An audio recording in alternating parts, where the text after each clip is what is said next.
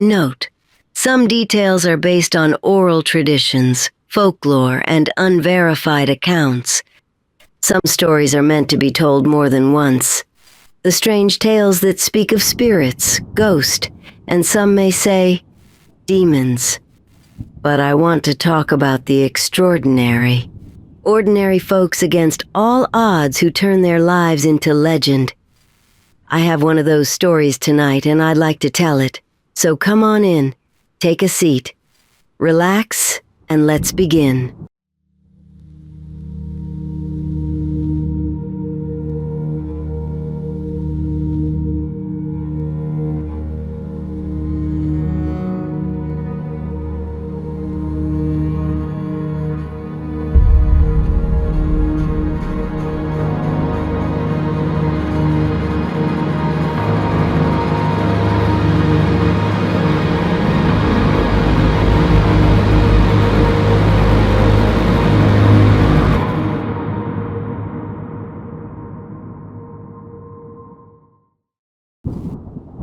Well, the story begins with a baby born on September 10th, 1801 to a Marguerite D'Arcantel, a free woman of African, European, and Native American ancestry. At the time of birth, Marguerite D'Arcantel was not married, so the father is not known. However, there are talks still.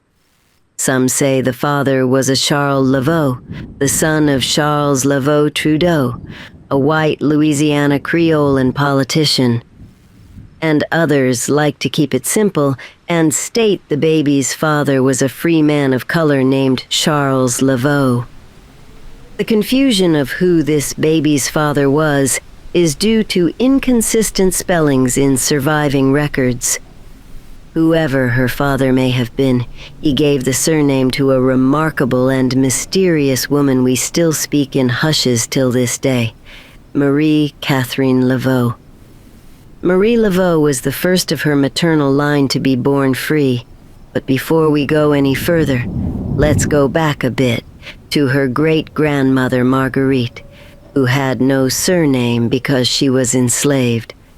Marguerite was born around 1736, and historical evidence suggests that she was transported from Senegal to Louisiana aboard the last French slave-trading vessel, the Saint-Ursin, in 1743. Moving forward in time to the late 18th century, Marguerite and her daughter, Catherine, were held in slavery by the white Creole Henri Roche-Belair, a master shoemaker. Catherine's father was a Jean Belair, possibly a slave of Henri Roche-Belair. Roche-Belair, or another white man, fathered Catherine's mixed race and what they termed at the time mulatto children. After surviving 3 more owners, Catherine finally purchased her freedom in 1795 and took the name Catherine Henry. Catherine's daughter, Marguerite Henry, was freed by Henri Roche-Belair in 1790. She became the concubine of a Frenchman, Henri D'Arcantel, with whom she had several children. She subsequently went by the name Marguerite D'Arcantel. Marguerite also had a brief relationship with Charles Laveau, a successful mulatto businessman. Her daughter, Marie Laveau, the future Voodoo queen, may have been the result of this union. In 1798, Marie's grandmother, Catherine Henry, built a small cottage on St. Anne Street in New Orleans, Louisiana. This is where 3 years later, her granddaughter would be born at number 179, later number 152. It was a 4-room wooden house with wooden board floors, 1 chimney, a porch, and few windows. However, as the years passed since her death, descriptions of her home grew more elaborate, more rich with fantasy, as many things are told when speaking of the great Voodoo queen. But I'm getting ahead of myself. There are no photos of the original home, just a sketch that depicts a nice but modest home. The original structure was demolished in 1903, with a new structure built on its foundation at the approximate location of 10 20 St. Anne Street in the French Quarter. On August 4th, 1819, Marie Laveau married Jacques Paris, also known as Santiago Paris in Spanish records, a free quadroon carpenter from Saint-Domingue, now Haiti, who was among the thousands of émigrés from Saint-Domingue to New Orleans in the wake of the Haitian Revolution. Their marriage certificate is preserved in the St. Louis Cathedral in New Orleans. The nuptial mass was officiated by Antonio de Sedela. The couple had 2 daughters, Félicité, born in 1817, and Angèle, born in 1822, who are presumed to have died in childhood. Paris worked as a carpenter in New Orleans until 1822, after which he disappears from city records. Some historians believe he died in Baton Rouge in 1823, others that he continued living either in America or in Haiti, though there is no proof of the latter. And then there is the rumor, the alleged secret many of her contemporaries speculated, that Marie had used voodoo to get rid of him, citing no body was ever found. I guess it really depends on what you believe and what you believe in. The facts stand that Jacques Paris vanished from the records, and by 1824, Laveau was referred to as the Widow Paris. She was legally a widow. Following the reported death of her husband, Jacques Paris, she entered a domestic partnership with Christophe Dominique Duminy de Glapion, a nobleman of French descent with whom she lived until his death in 1855.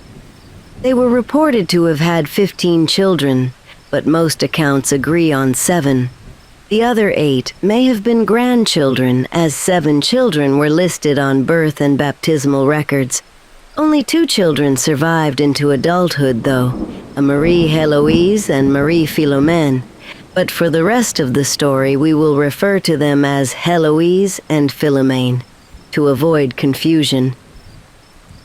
Now pull up a chair because what I am about to tell you may shock some of you, maybe put you even in a bit of despair.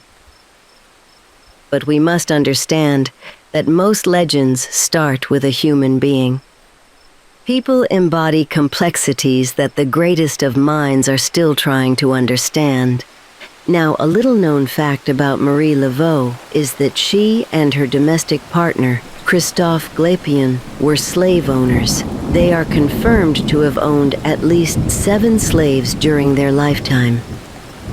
Marie Laveau's motivation for being a slave owner is still unknown, as she was a witness to the largest slave revolt in American history, known as the German Coast Uprising. A lot of you may not have heard of this. It was a revolt that started about 30 miles outside the city. Enslaved men rebelled against the harsh conditions found on sugar plantations, conditions that should have been deterred by the Louisiana Black Codes. The Louisiana Black Code, or Code Noir, was enacted in 1724 during the administration of Governor Bienville and was based on earlier codes developed in the French Caribbean colonies. These codes allowed slaves to marry and families not to be divided by the sale of slaves. Slave owners were not allowed to beat or unalive their slaves, so long as the slave or slaves were baptized in the Catholic faith. These codes were supposedly established to ensure the safety and well-being of the slaves, but instead, they established severe restrictions by way of colorism. These codes restricted the movement of people of African descent and stressed that people with darker skin were considered lower than those with lighter skin. Fed up with these invisible chains, some slaves resorted to running away from the plantations.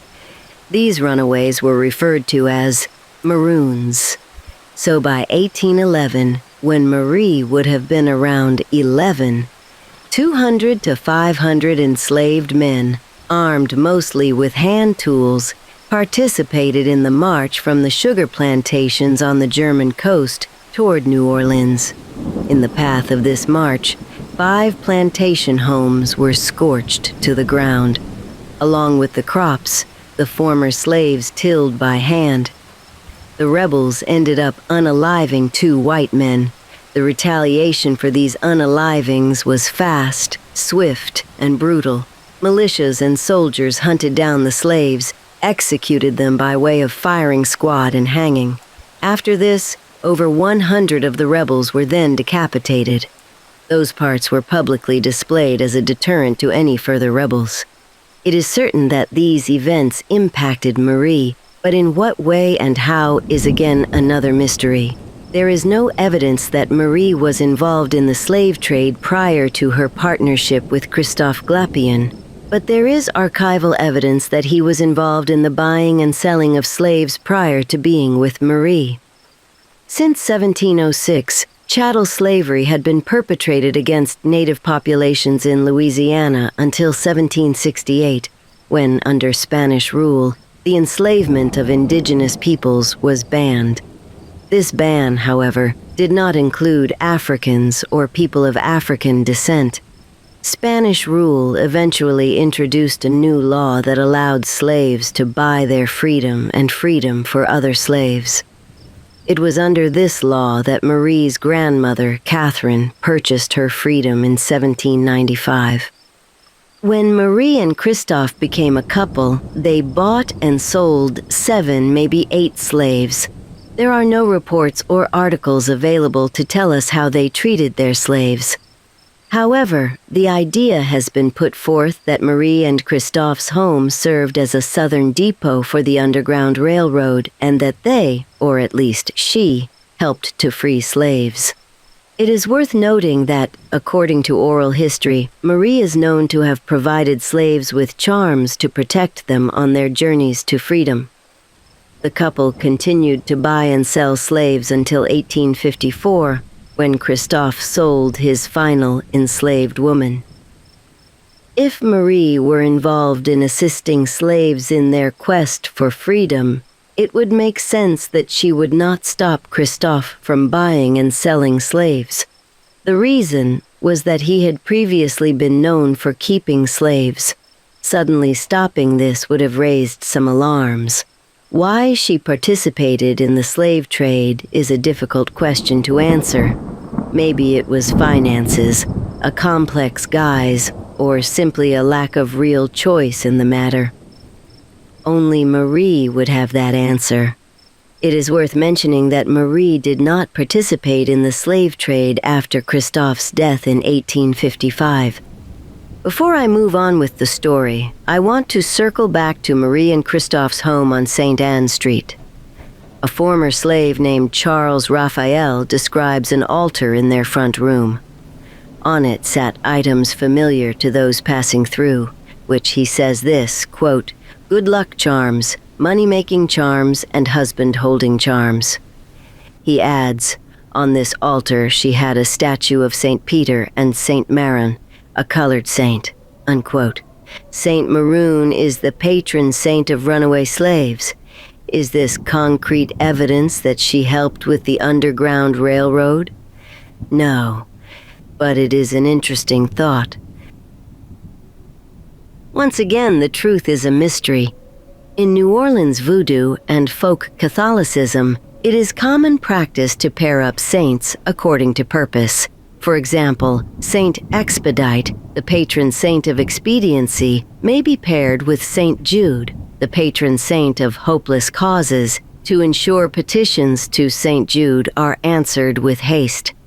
Saint Expedite is sent in with Saint Jude to make the case with Bon Dieu, God, on behalf of the petitioner. This ritualistic system is tantamount to a spiritual buddy system, whereby the saints benefit from each other's special talents, while the petitioner benefits from their combined efforts. Petitioning St. Jude alone does not guarantee expediency. In fact, he can be slow to work at times. So if a petitioner needs a seemingly hopeless case addressed quickly, Saint Expedite can make it happen. So if we consider the two saints on Marie Laveau's altar in the context of Voodoo and folk Catholicism, we can reasonably assume the statues on her altar relates in assisting runaway slaves.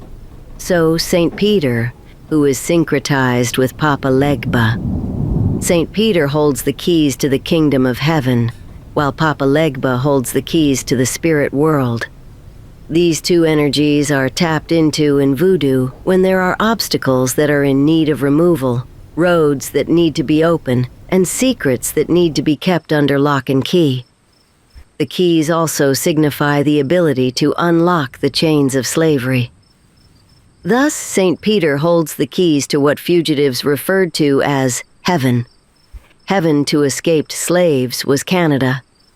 And St. Maroon, the patron saint of runaways, is there to provide protection on the freedom train.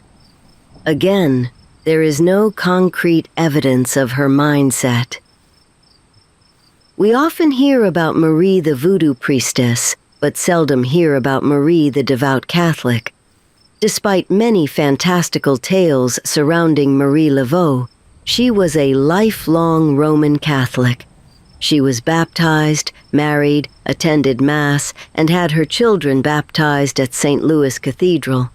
She served as godmother for her nephew and her granddaughter, and paid for the education of a 7-year-old orphan boy at the Catholic Institution for Indigent Orphans.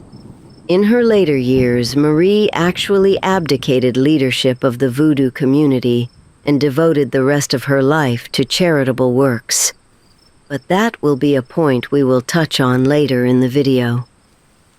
For right now, let's talk about Marie, the dedicated practitioner of Voodoo, the healer, the herbalist, and the entrepreneur. As a business owner, Marie never owned any land, despite the small cottage her grandmother built. This dispels any myths of her famed wealth and greed. In reality, she preferred to live quite modestly. She did create a beauty parlor where she was a hairdresser for the wealthier families of New Orleans. She excelled at obtaining inside information on her wealthy patrons at the beauty parlor by listening to ladies gossiping, or from their servants whom she either paid or cured of mysterious ailments. She used this information during her voodoo consultations with wealthy Orleanian women to enhance her image as a clairvoyant, and used this intelligence to give them practical advice. She also made money by selling her clients gris-gris as charms to help their wishes come true. This is a type of voodoo amulet that can bring anything from good luck to painful suffering to the person who possesses it. It's often considered a form of malevolent black magic, but Marie was known to use it for good. She went from house to house, selling love charms to the elite and giving lucky amulets to slaves who wanted to escape. Laveau performed her services in 3 main places: her home on St. Anne Street at Congo Square and Lake Pontchartrain. She was the 3rd female leader of Voodoo in New Orleans. The first was Sanité Dédé, who ruled for a few years before being usurped by Marie Salopé, a New Orleans Voodoo queen or priestess.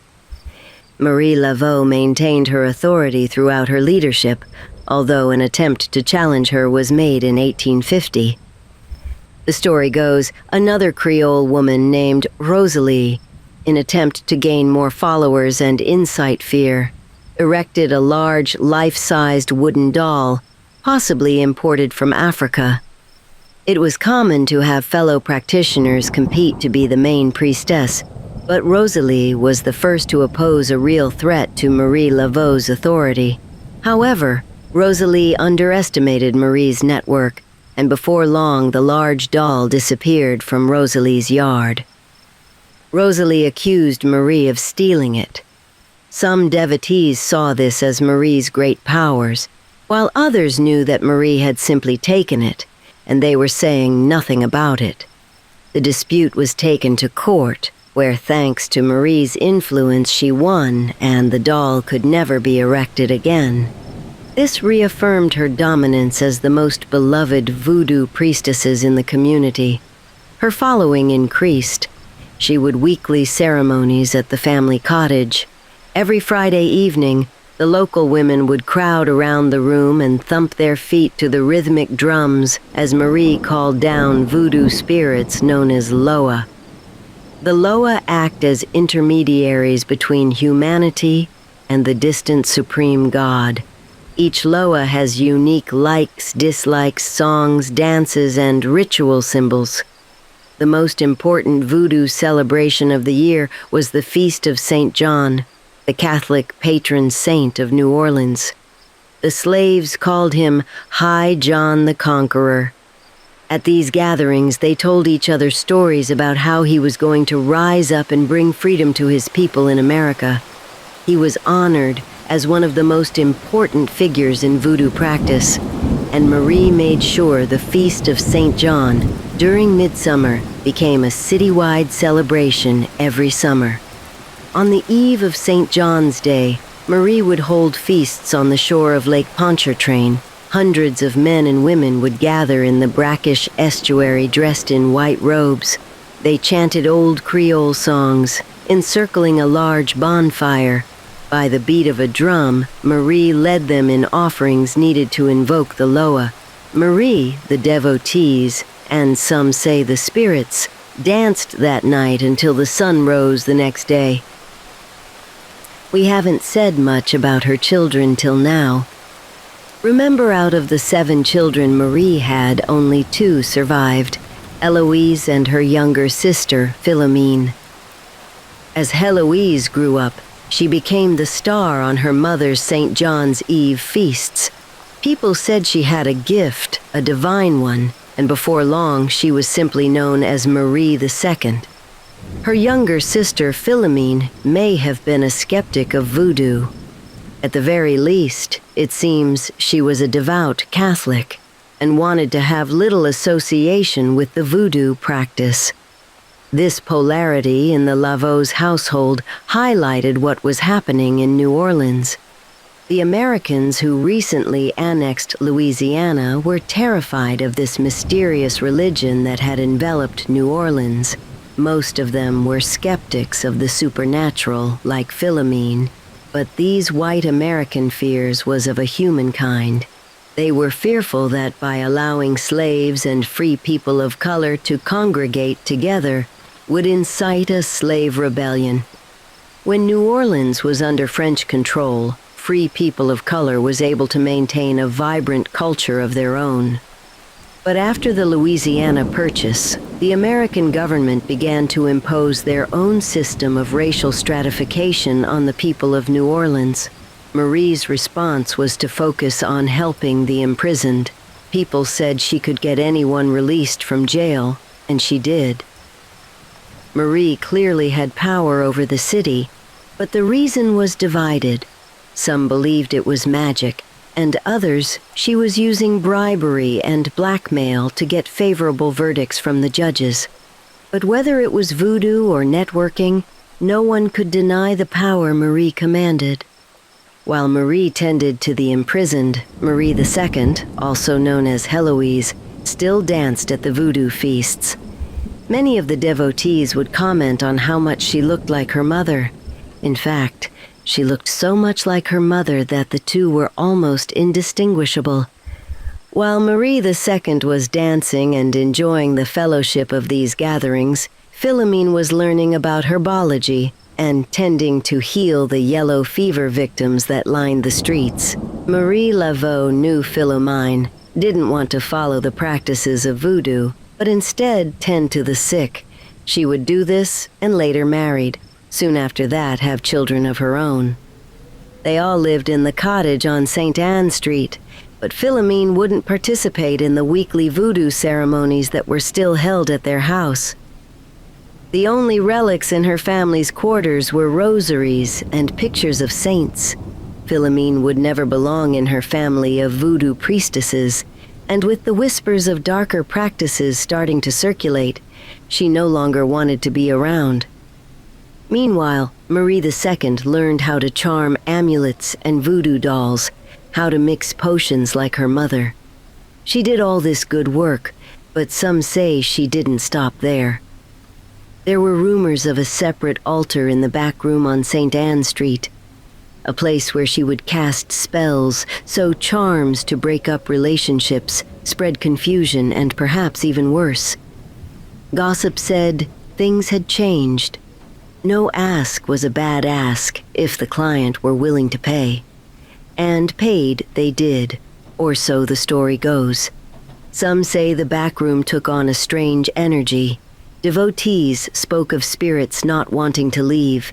Some said it took days for a priest or priestess to regain control of their body after possession, and some believed the spirits never left. By the late 1860s, after the Civil War, the prejudice against voodoo increased. Slavery was dismantled, but systematic racism still existed. The Creole community became a target for fear-mongering against voodoo practitioners, to the point that a local newspaper suggested that all leaders and followers of voodoo should be lynched. The practice was labeled as demonic, but this did not stop Marie Laveau. Or did it? Marie's friends and neighbors described a young woman bouncing down the street and dancing at the bayou. But remember, at this time, Marie Laveau would have been middle-aged.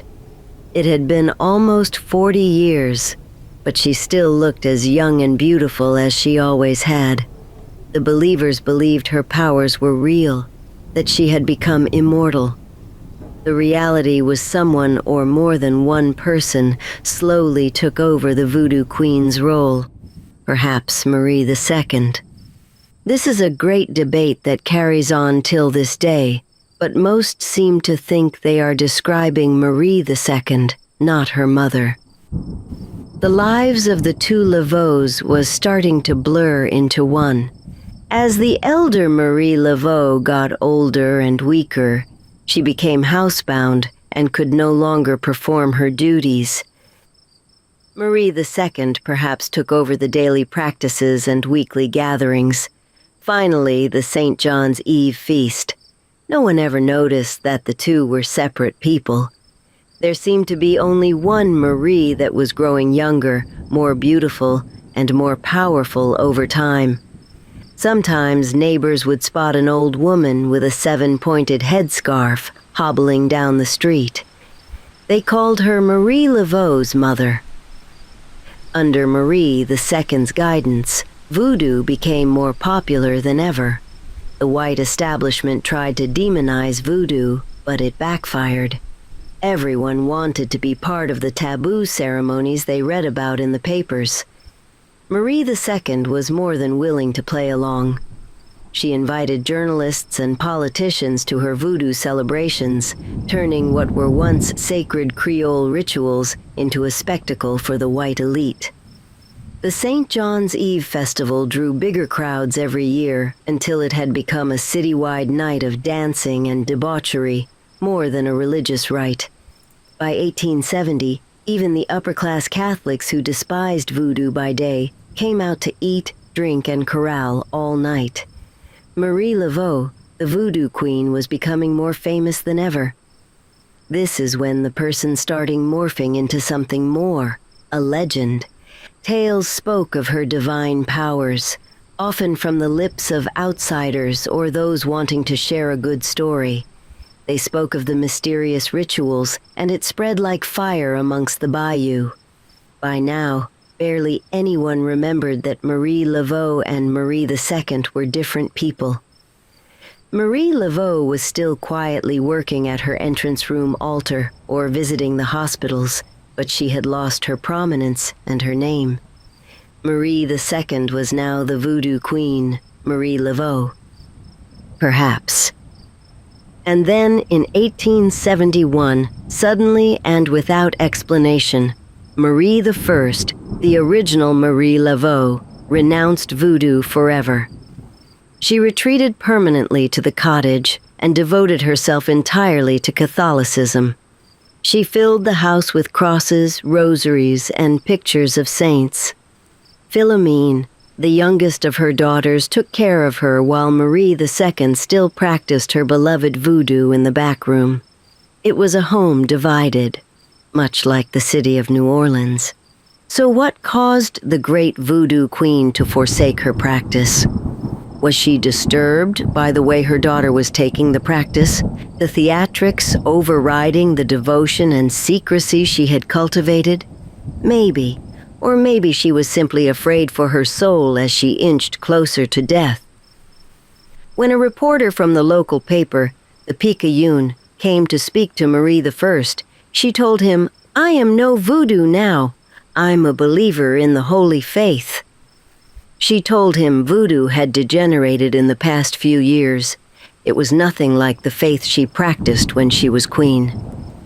Whenever they were asked about Marie II, Marie I, and Philomene would fall silent. They never mentioned her in interviews. Philomene actually denied that she ever existed. Whether they were ashamed or afraid, they refused to acknowledge the new voodoo queen that still lived in their home. The younger Marie was still the voodoo leader in name, but she was becoming reclusive and difficult to locate. No one ever saw her away from her altar except at the annual St. John's Eve feast. She was seen so rarely that some people believe she was dead. Newspapers began to speculate that she didn't exist at all. Marie II's last and greatest appearance happened on St. John's Eve in 1872. As the ceremony began, she was nowhere to be found. In fact, she had not been seen for some time. Everyone thought she had disappeared for good, so they started without her. The bonfire was lit. Chanting began, calling for the voodoo queen to join them.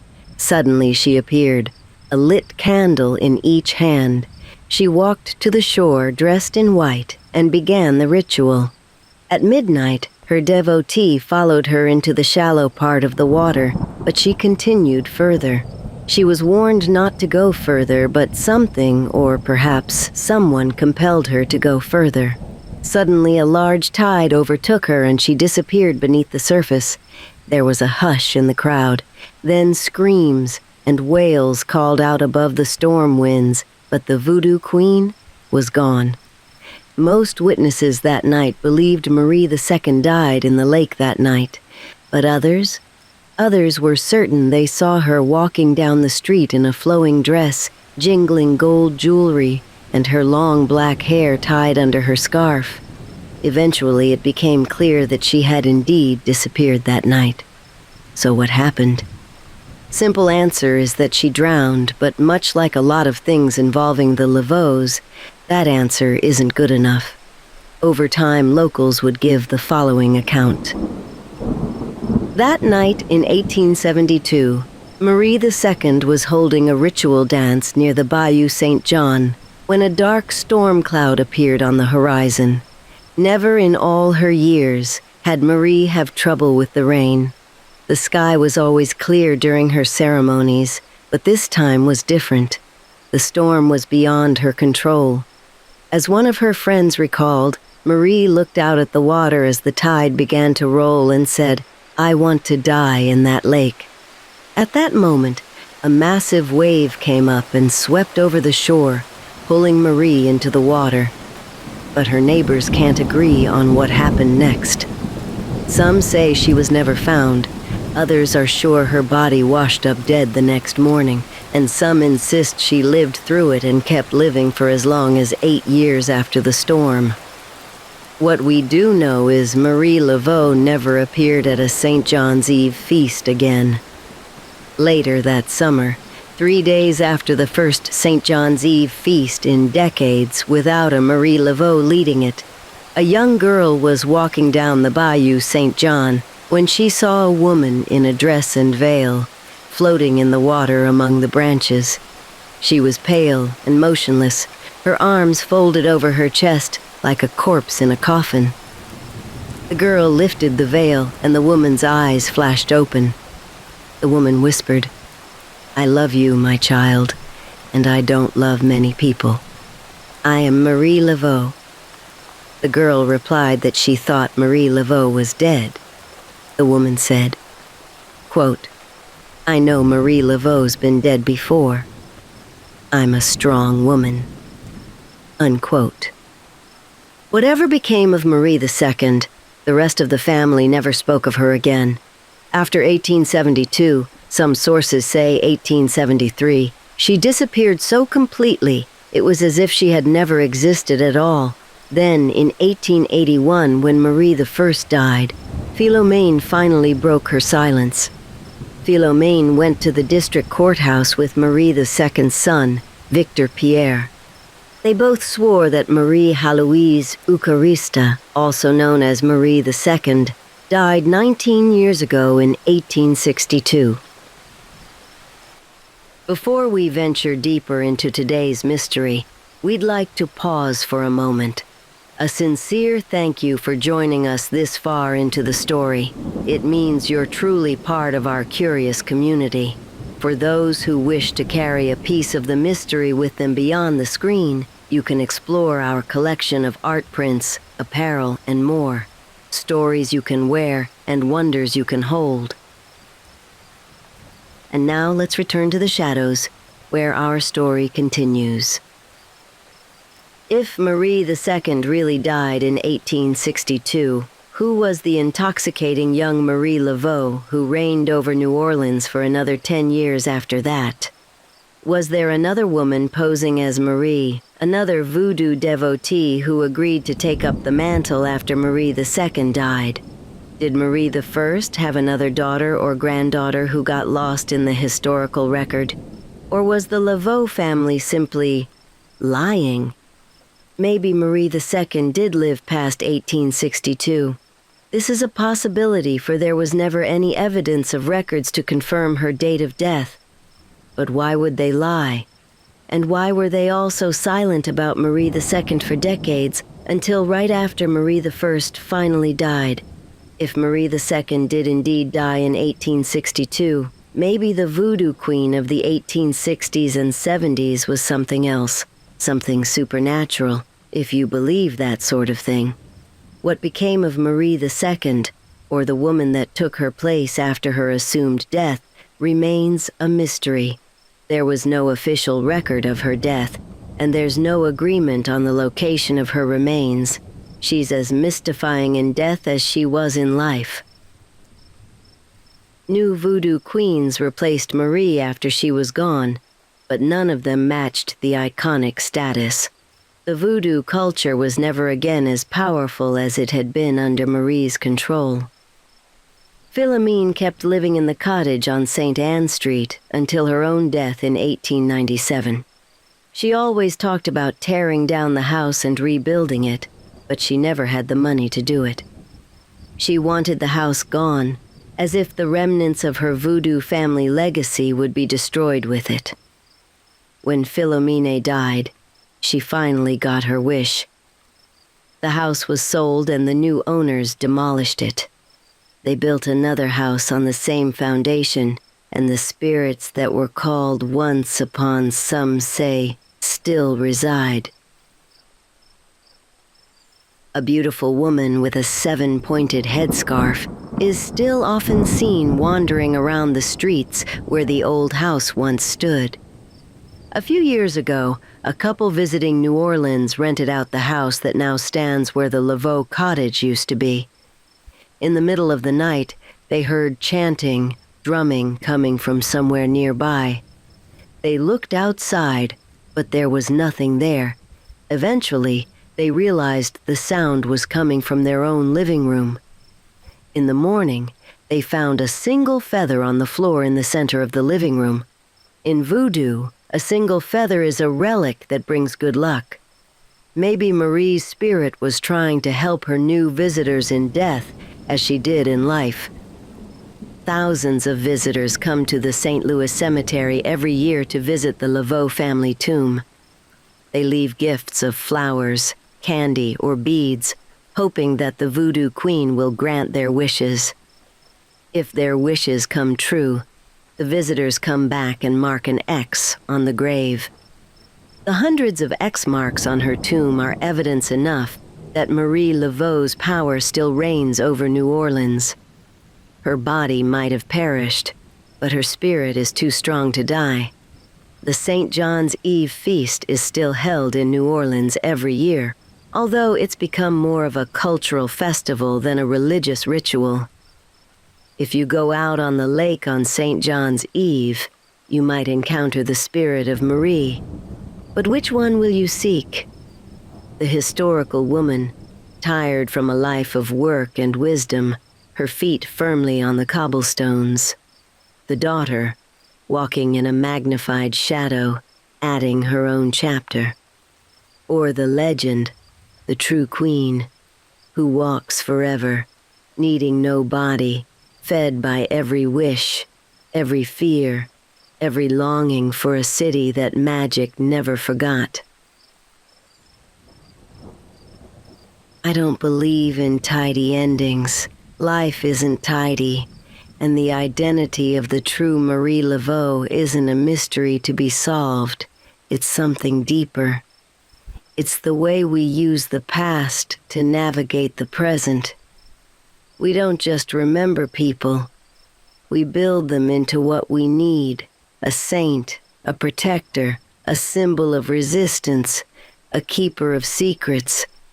And so the story runs quiet for now.